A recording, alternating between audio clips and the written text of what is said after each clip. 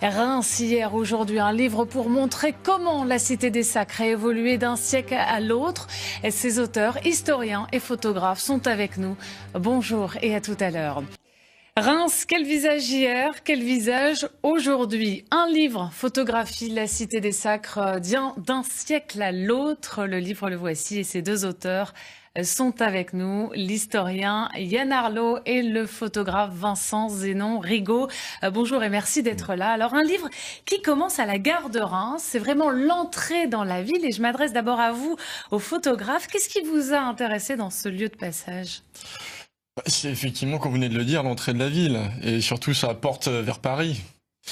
Et une gare représente bien l'âme d'une ville, je pense. C'est pas le seul lieu qui va la représenter, hein. La cathédrale aussi va très bien la représenter. Et il y a quand même plus de vie tangible, je trouve, sur le quai d'une gare. Et ça invite surtout au voyage. Alors, on entre par la gare, très vite on suit l'axe du tramway, une artère économique de la ville. Il y a quelques années encore, il y a eu un vaste débat avec les pour et les contre, qui voulaient le retour du tramway. Qu'est-ce qui a changé finalement entre cette époque, début du XXe siècle et aujourd'hui ? Paradoxalement, rien. C'est-à-dire qu'en fin de compte, une bonne partie du trajet du tramway qui a été abandonné juste avant la Seconde Guerre mondiale, finalement reprend une partie de ces liens. Reims est une ville qui a de multiples métamorphoses, mais finalement, elle a conservé une bonne partie de sa structure d'antan. C'est ce parallèle qu'on a voulu mettre en scène avec Vincent. Alors, plusieurs étapes dans votre tour d'horizon, et bien sûr la place d'Erlon, photomontage à l'appui. On y découvre que cela fait finalement assez longtemps que la place est un axe long et large. Le sentiment que rien n'a changé, est-ce que c'est vraiment le cas finalement ? Je m'adresse à tous les deux.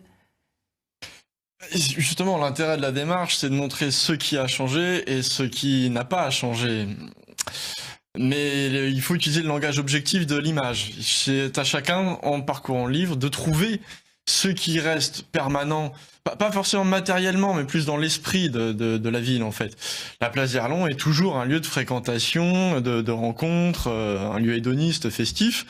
Ce qui a changé, par contre, vous verrez que le costume des gens, les modes vont changer, effectivement. Il y a des choses qui restent, il y a des choses qui changent. C'est le but de ce livre, c'est partir à cette enquête, enfin, dans cette enquête-là, déterminer par vous-même, par l'image, ce qui a changé, ce qui n'a pas changé. Alors, des subtilités, on le voit par exemple avec les biscuits Fossier.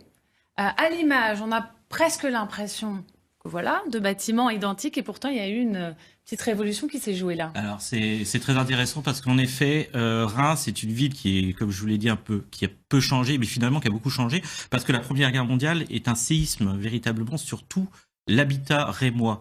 Et après, la ville se modernise avec le plan Ford et on décide de construire de nouvelles artères, etc. Donc, imperceptiblement, et c'est le cas de la maison Fossier, on l'a un peu décalée pour la réaligner sur les nouveaux plans construits par l'urbanisme.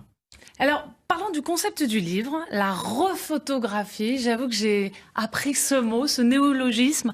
C'est tendance apparemment.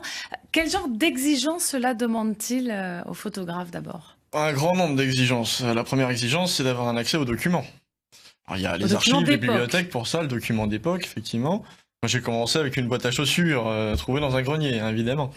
Mais surtout, la plus grande difficulté pour avoir un effet de qualité, comme sur la couverture, où les deux époques sont mélangées, c'est d'être exactement au même endroit. C'est-à-dire qu'à partir d'un document plat, en 2D, on va déterminer des coordonnées 3D du point de vue du photographe. Et après, la difficulté, c'est d'y rendre et d'y faire une photo qui soit comparable. Si on peut. Quel est l'outil ? En quoi cet outil est-il précieux pour l'historien ? L'outil est précieux pour l'historien dans le sens où on a besoin, pour travailler en histoire, on a besoin d'un lieu et d'une date. Et la rephoto, elle est datée et elle est géolocalisée. Donc on a cet avantage de pouvoir utiliser ce type d'outil à la fois immédiatement et à la fois dans 150 ans. Tous nos téléphones portables, maintenant, lorsqu'ils prennent une photo, elle est géolocalisée. Donc on est en train de créer une base documentaire énorme qui peut pouvoir être utilisée par l'historien. Et notre idée, c'était à la fois d'initier les personnes à ce style et à la fois de lancer un mouvement un peu plus large. Eh bien, merci à tous les deux. Reims hier, aujourd'hui, un livre, une collection aux éditions Wartberg. Merci vraiment d'être venus nous en parler ce midi sur ce plateau.